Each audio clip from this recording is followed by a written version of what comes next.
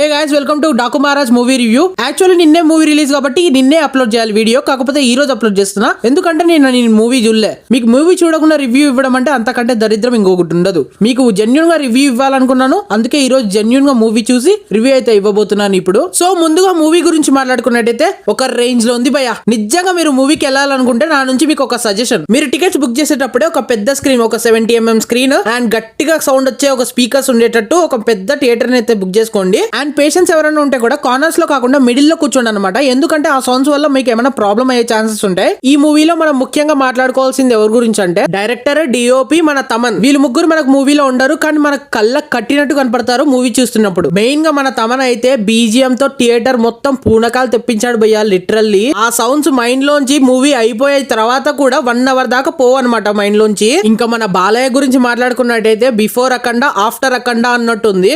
అఖండ movie తర్వాత హిట్ల మీద హిట్లు ఖాతాలో వేసుకుంటూనే ఉన్నాడు మన బాలయ్య బాబు. కంప్లీట్ గా కొత్త బాలయ్యని అయితే చూపించాడు అనమాట ఈ సినిమాలో మన డైరెక్టర్ బాబీ. ఇంకా ఫస్ట్ హాఫ్ అయితే ఎక్సలెంట్ అనమాట, మనం అసలు మిస్ కాకుండా ఉండాల్సింది ఫస్ట్ హాఫే అనమాట మూవీలో. క్లైమాక్స్ ఎండింగ్ కొద్దిగా డల్ గా చేస్తాడు అనమాట, హైగా కాకుండా. బట్ ఓవరాల్ మూవీ మాత్రం ప్రీ క్లైమాక్స్ వరకు గూస్ బంప్సే. ఇంకా ఇంటర్వెల్ బ్యాంక్ కి మాత్రం పోతారు, మొత్తం పోతారు. ఇంకా విజువల్స్ అండ్ విఎఫ్ఎక్స్ కి మాత్రం పేరు పెట్టాల్సిన అవసరం లేదు, మెస్మరైజింగ్. అసలు అందరూ బాలయ్య నుండి మాస్ ఎక్స్పెక్ట్ చేస్తారు, కానీ స్టోరీ చూపిస్తూనే మాస్ సీన్స్ ఎక్కువ పెట్టకుండా స్టోరీకి తగ్గట్టు పెట్టాడు డైరెక్టర్ బాబీ. సినిమా మొత్తంలో దబిడి దిబిడి సాంగ్ తప్ప ఇంకా ఈ క్రింజ్ అనేదే లేదనమాట.